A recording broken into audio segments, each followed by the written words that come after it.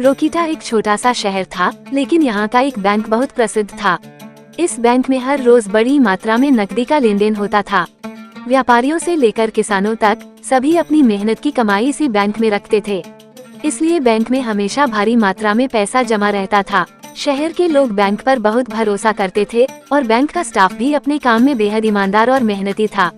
लेकिन एक दिन कुछ ऐसा हुआ जिससे पूरे रोकिटा शहर में हड़कंप मच गया।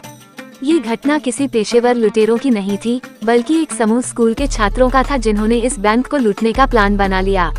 ये छात्र बाहर से आम दिखने वाले थे, पर उनके मन में खतरनाक विचार पल रहे थे। एक दिन जब बैंक में रोज की तरह ग्राहकों की भीड़ थी, ये छात्र स्कूल के दौरे के बहाने बैंक के अंदर दाखिल हुए। उन्हें देखकर किसी को भी शक नहीं हुआ। वे सब स्कूल की यूनिफॉर्म में थे और ऐसा नाटक कर रहे थे जैसे वे बैंकिंग सिस्टम के बारे में जानने आए हों। उनके पास एक शिक्षक जैसा व्यक्ति भी था, जो असल में उनके साथ मिलीभगत करने वाला व्यक्ति था। बैंक के अंदर घुसते ही छात्रों ने चुपके से अपने अपने हथियार निकाल लिए। वे इतने सुनियोजित तरीके से आगे बढ़े कि किसी को भनक तक नहीं लगी। अचानक एक छात्र ने चिल्लाकर सभी को हथियार दिखाए और बैंक के कर्मचारियों को धमकाने लगा। उसने कहा, हम यहाँ कोई मजाक नहीं कर रहे हैं। जो भी हमारी बात नहीं मानेगा, उसकी जान खतरे में होगी। बैंक के कर्मचारी और ग्राहक घबरा गए। किसी ने ऐसी घटना की कल्पना भी नहीं की थी। ये छात्र अपने काम में इतने कुशल थे कि पुलिस को खबर करने का भी समय किसी को नहीं मिला। उन्होंने बैंक के तिजोरी का रास्ता ढूंढा और जल्दी से उसे खोलने की कोशिश करने लगे। लेकिन बैंक का मैनेजर, जो एक बहुत ही साहसी व्यक्ति था, उसने बिना किसी डर के इन छात्रों का सामना किया। उसने बैंक के अंदर एक गुप्त बटन दबा दिया, जिससे सीधे पुलिस स्टेशन में सिग्नल चला गया। हालांकि छात्रों ने जल्दी से काम पूरा करने की कोशिश की, पर पुलिस जल्दी बैंक के बाहर आ पहुंची। पुलिस ने बैंक को चारों तरफ से घेर लिया। छात्रों ने जब देखा कि वे फंस चुके हैं, तो वे घबरा गए।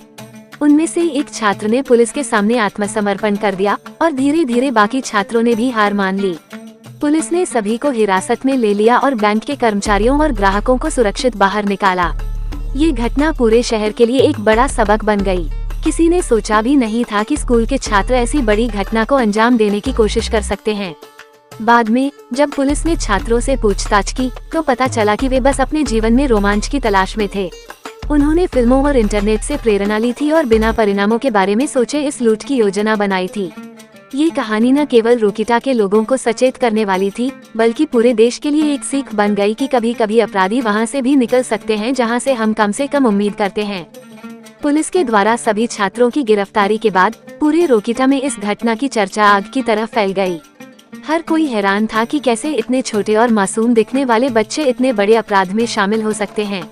लोगों के मन में सवाल उठने लगे कि आखिर इन बच्चों को ऐसी खतरनाक योजना बनाने की प्रेरणा कहां से मिली। जांच के दौरान पुलिस ने इन छात्रों के बैकग्राउंड की गहराई से पड़ताल की।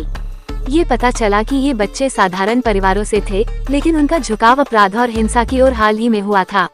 दरअसल इन बच्चों का एक गुप्त ऑनलाइन ग्रुप था, जहां वे आपस में संवाद करते थे और ऐसी ही खतरनाक योजनाओं पर चर्चा करते थे। इस ग्रुप के कई सदस्य उन्हें उकसाते थे कि जीवन में असली मजा खतरे उठाने में है। इस ग्रुप में शामिल होने के बाद ये छात्र धीरे धीरे बैंक लूटने जैसी योजनाओं पर गंभीरता से काम करने लगे। वे स्कूल की पढ़ाई में अच्छे थे, लेकिन उनके दिल और दिमाग में रोमांच और जोखिम भरे कामों का भूत सवार हो गया था। उनका मानना था कि अगर वे इस लूट को सफलतापूर्वक अंजाम दे देंगे, तो वे दुनिया के सामने एक नया उदाहरण पेश करेंगे कि छोटे लोग भी बड़ा काम कर सकते हैं। इनमें से कुछ छात्रों के परिवार भी इस घटना के बाद शोक में डूब गए थे। उन्हें विश्वास नहीं हो रहा था कि उनके बच्चे इस तरह के खतरनाक काम में शामिल हो सकते हैं। कई माता पिता ने इसे अपने बच्चों की परवरिश में हुई चूक माना और खुद को दोषी ठहराया। पुलिस ने भी इस मामले को बड़ी गंभीरता से लिया और ऐसे ऑनलाइन समूहों की जांच शुरू कर दी जो बच्चों को अपराध की ओर ले जा रहे थे। बैंक के कर्मचारियों और शहर के लोग भी इस घटना से बुरी तरह डरे हुए थे। वे सोच रहे थे कि अगर पुलिस समय पर न पहुंचती तो क्या होता। बैंक मैनेजर की बहादुरी की हर तरफ तारीफ हो रही थी, लेकिन साथ ही यह सवाल भी उठने लगे कि क्या शहर की सुरक्षा पर्याप्त है। इस घटना के बाद बैंक की सुरक्षा में भी कई बदलाव किए गए। बैंक में हाईटेक सिक्योरिटी सिस्टम लगाए गए और हर ग्राहक की पहचान जांचने की सख्त नीति लागू की गई। स्कूलों में भी इस घटना को ध्यान में रखते हुए बच्चों को अपराध और कानून की गंभीरता के बारे में जागरूक किया जाने लगा।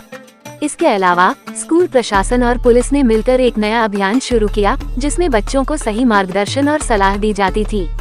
इस अभियान का उद्देश्य बच्चों के बीच सही और गलत की पहचान करना और उन्हें ऐसी स्थिति से दूर रखना था जो उन्हें गलत रास्ते पर ले जा सके। लेकिन इस कहानी का सबसे बड़ा असर इन छात्रों के जीवन पर पड़ा। जेल में बिताए गए समय ने उनके जीवन की दिशा बदल दी। वे जो सोचते थे कि यह एक रोमांचक अनुभव होगा, वास्तव में उनके लिए एक भारी सबक बन गया। बाद में जब उन्हें सुधार गृह भेजा गया तो उनमें से कुछ ने अपने किए पर पछतावा जाहिर किया। उन्होंने समझा कि उनके एक गलत फैसले ने उनके और उनके परिवारों की जिंदगी बर्बाद कर दी। समाज ने भी इस घटना से सीखा कि केवल बाहरी अपराधी ही खतरनाक नहीं होते, बल्कि कभी कभी हमारे आसपास के लोग, जिन्हें हम मासूम समझते हैं, भी बड़ी गलतियों का शिकार हो सकते हैं। इस घटना ने पूरे देश में बच्चों और युवाओं को अपराध से दूर रखने के लिए नए उपायों और जागरूकता अभियानों की शुरुआत की।